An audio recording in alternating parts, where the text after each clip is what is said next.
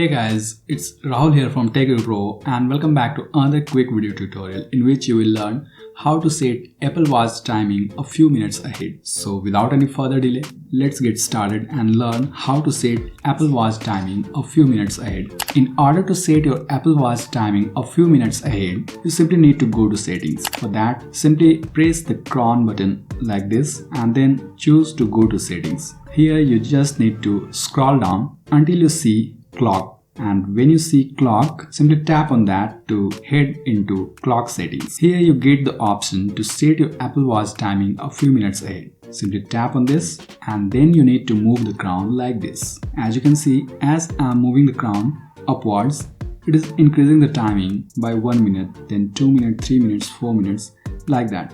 So depending upon your requirements, you may set your Apple Watch timing a few minutes ahead like this.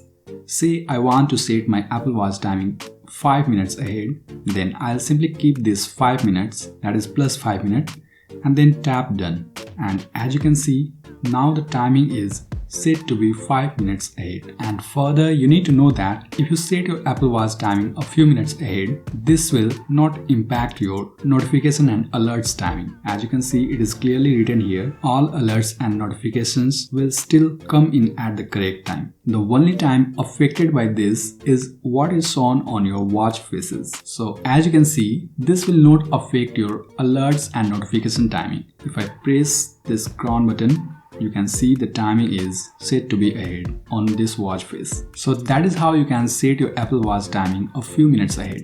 I hope you found this video helpful.